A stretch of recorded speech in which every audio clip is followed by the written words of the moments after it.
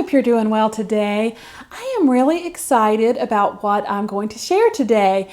And when I tell you that's hospice care, you may scratch your head and think, has she lost her mind? Isn't that about dying and terminally ill patients, end of life care? How could that be fun to talk about? Well, I can tell you, I don't only enjoy talking about it, I'm passionate about hospice care, and I never would have dreamed that way back when I started as a little newbie green social worker straight out of graduate school. In fact, I'm not going to give the whole backstory, but just know I get the misconceptions. I get kind of the stigma because hospice to me was scary, and I was drafted into hospice and I thought, well, this will just be a little short-term gig till I can get what I really want. And, just a year in, I knew that that's all I really ever wanted to do. I am going today to talk about 3 myths of hospice, and some of them just flat out lies. And some hospices even sell this. I've seen it on their brochures. It blows my mind. And but real quickly, I think I should introduce myself. I don't think I did that. I was so excited to get started. I'm Susan, and if this is your first time here, this little space, Life with Al, I started primarily to encourage caregivers of those who have someone with dementia in their life that they're taking care of. My dad died of early onset Alzheimer's 16 years ago, was on hospice for 2 years, so I saw hospice from a different point of view and learned a lot. Sometimes was like, oh my gosh, I can't believe I said or did that as a social worker. Feels much different to be on the receiving end. So that was an important experience for me to go through, as hard as it was. And now my mom is on hospice and she has Alzheimer's. And so Life with Al is just, typically I offer, hopefully always encouragement, but just tips, pointers, kind of some of the things we're going through here.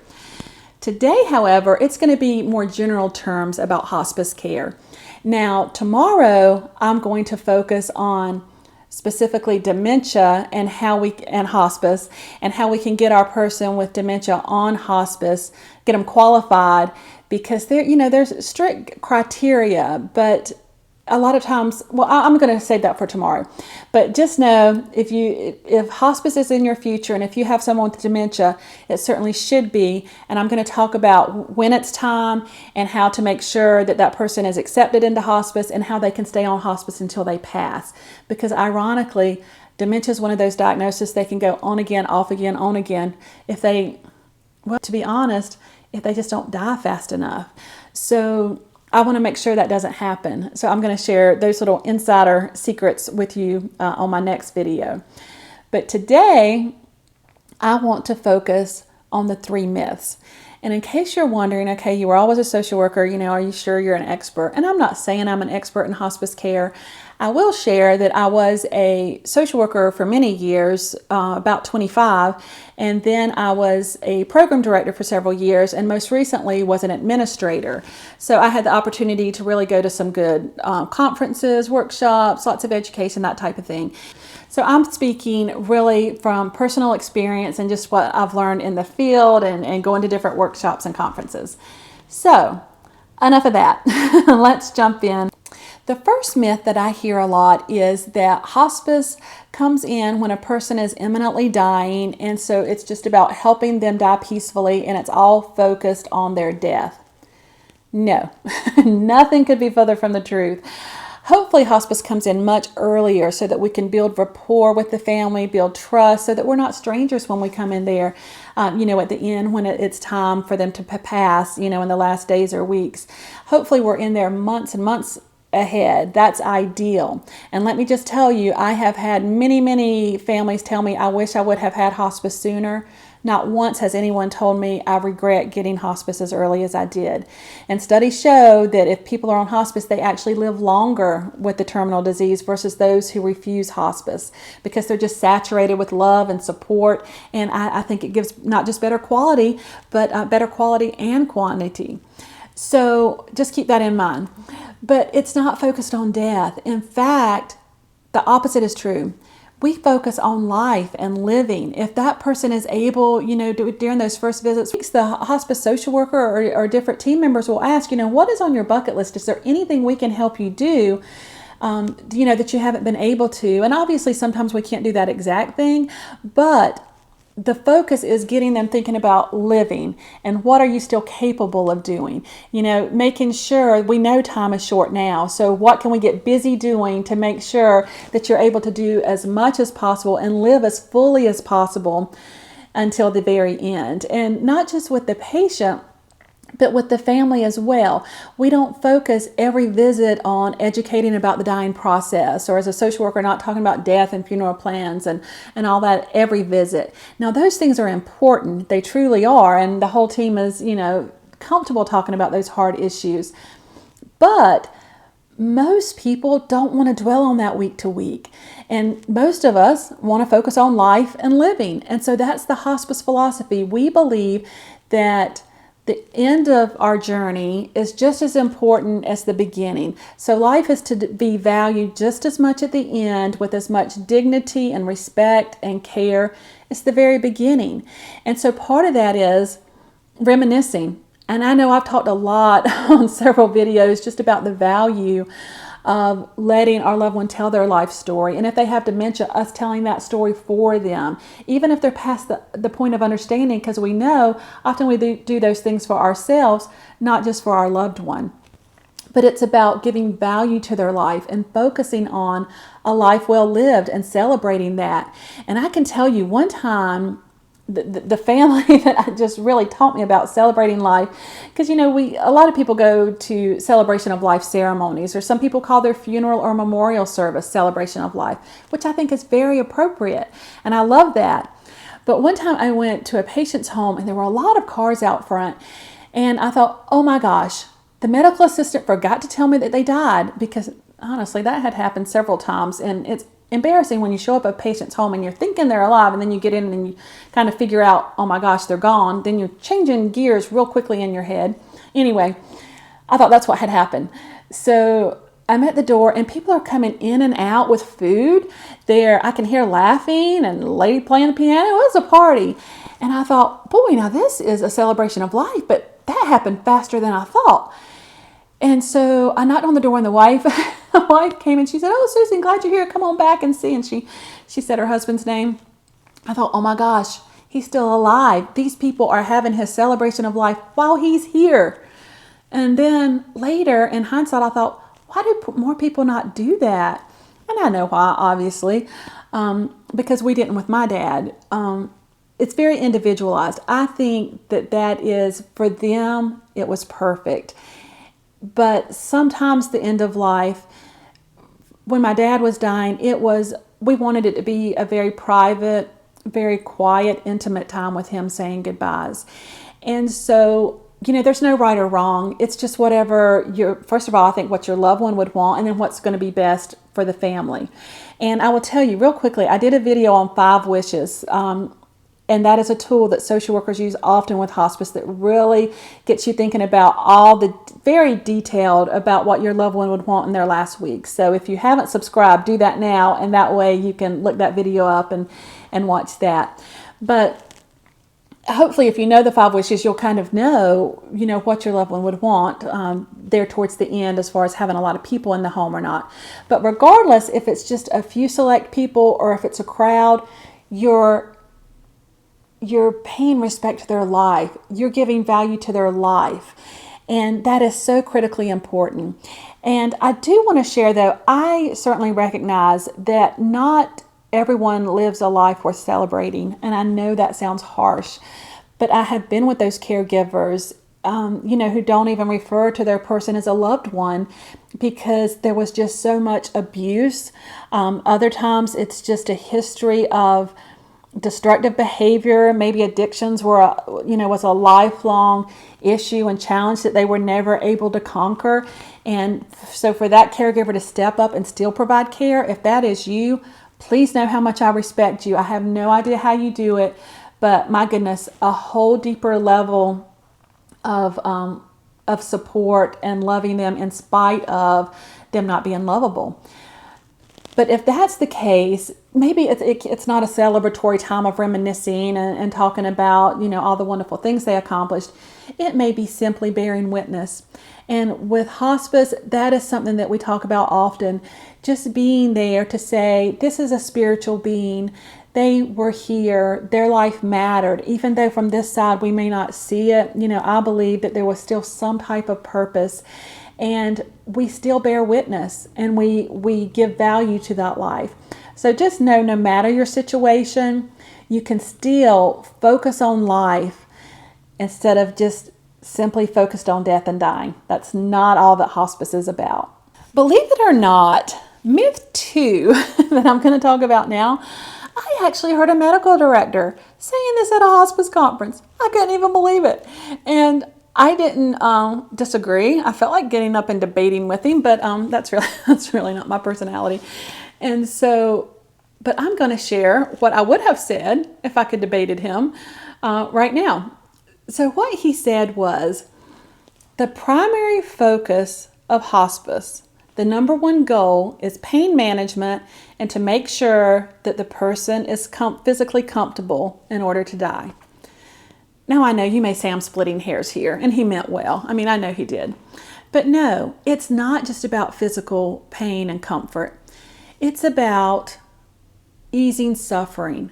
That is the philosophy of hospice summed up.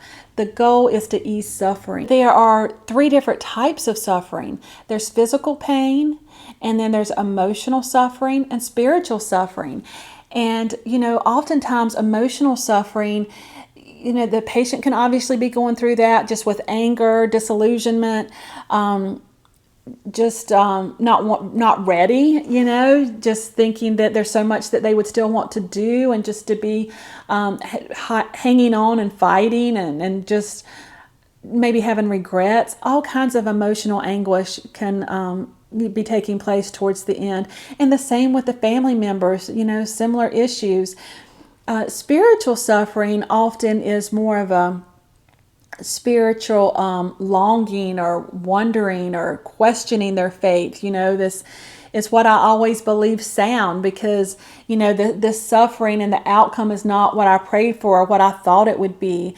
And sometimes even if people didn't have a spiritual faith, towards the end they start searching, and so their spiritual suffering is more of a searching and trying to figure things out before they pass away.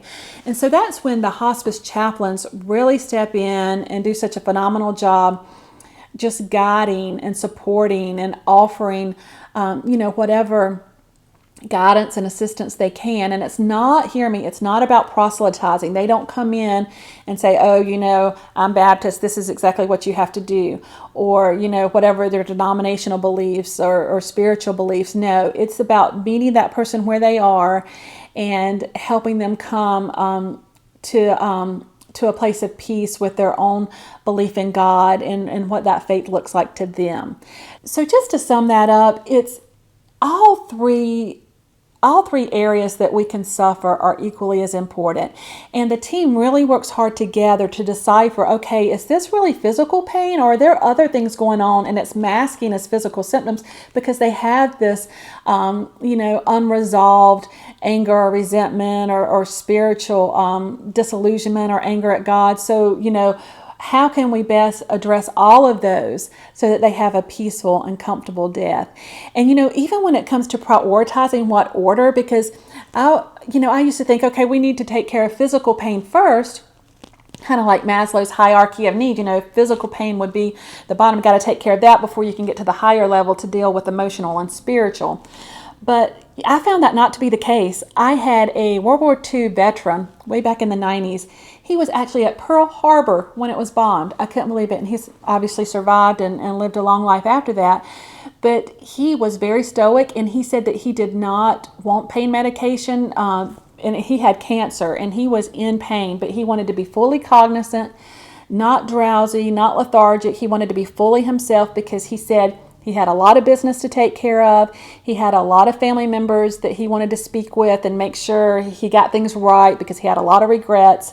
And I have a lot of respect for that gentleman because he really prioritized making sure that when he got to the very end, he didn't have those regrets. And, once he was able to do all that, he did allow us to, he agreed to take the pain medication, and he had a very peaceful death. And I think it's largely due to the fact that in his wisdom, he may not have used the language, emotional or spiritual suffering, but, that's what he was doing. He was making sure that all of that was eased and that he was in a good place when he said that final goodbye.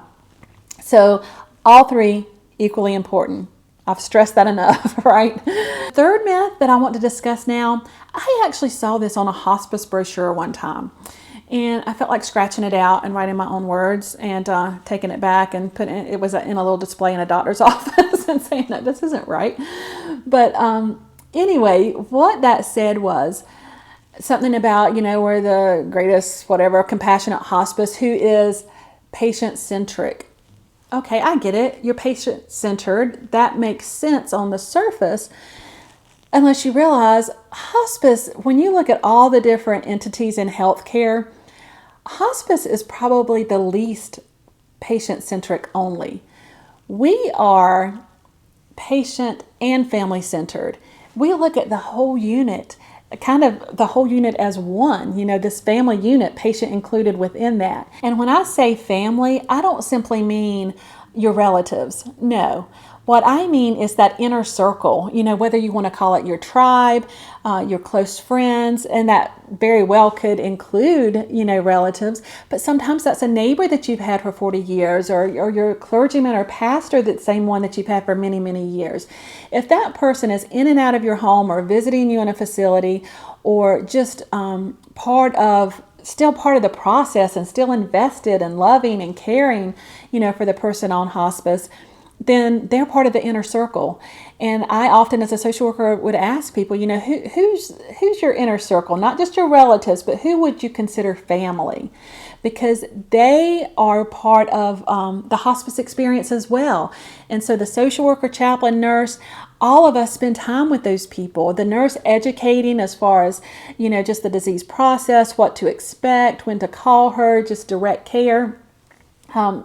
Social worker, again, just trying to alleviate any stress that we can, being fully present. And, I've already mentioned some of the roles as the chaplain. I think it's one of the few areas of healthcare where we really do focus as much on the family, whatever that family looks like, as much as the patient. And when I saw this on the brochure, I wanted to say, if you're patient-centric, why do you have bereavement care? Because y'all may not be aware, but all hospices, this is required to have a hospice license. You have to offer bereavement services for 13 months following the death. So when the person dies, there's bereavement counselors available. You get mailings periodically telling you about the grief process, inviting you to support groups. There's different events like coping with the holidays. How do you get through that first difficult Christmas without your loved one? And we know that whole first year, all those markers, those anniversary dates are hard. And so hospice stays involved. We don't just abandon that family when the person takes their last breath. So that alone proves that it is not patient-centric. It is family and patient-centered. The focus is on both equally. But as we focus on the family, the goal really, no matter the team member, it's to empower that family to know you're so much stronger than you think you are. And even on those days where you feel weak, like I can't do this, there's a whole team of people that are there to support you. The social worker, the chaplain, the nurse. I haven't even mentioned the nursing assistant. I'm going to spend a lot of time talking about her on my next video because she is the heart, she or he is the heart of hospice. That's the person doing the direct care, the intimate care. And so they're also there supporting, encouraging, and just reassuring that as hard as this is, you're not alone. You can do this. So I think the best way to sum it up in just a sentence is that hospice celebrates and affirms life throughout the journey, all the way until the end. And we do that by easing all suffering, physical, emotional, and spiritual. And we do that just not for the patient, but for all of those loved ones, whoever that inner circle is, we're there for them as well. And so how can you not get excited about that and think that that's beautiful? Not many people understand that hospice really can be a beautiful service. And so anyway, I'm proud that I was in hospice for my whole career, if you can't tell. And as much as I love being here with my mom, I know it's exactly where I need to be. I truly miss it.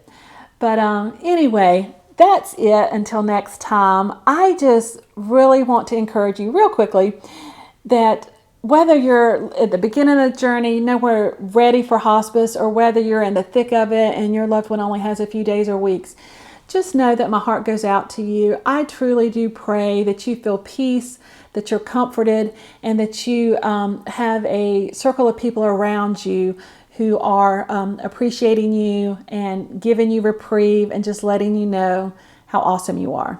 And if they're not telling you, like I often say, hear me say it, you are doing a phenomenal job. Hang in there. I know sometimes it's hard to believe that it gets easier, but if you're hanging on by a thread right now, believe me, tomorrow may be completely different. It comes in ebbs and flows. I've lived it for many years with my dad, and now with my mom. I know there's ebbs and flows. And so just hold on, hold your breath. No, don't hold your breath. Breathe. Breathe through it, and to know, even this afternoon, tonight, it may be better. That's my prayer for you. So until next time, take care.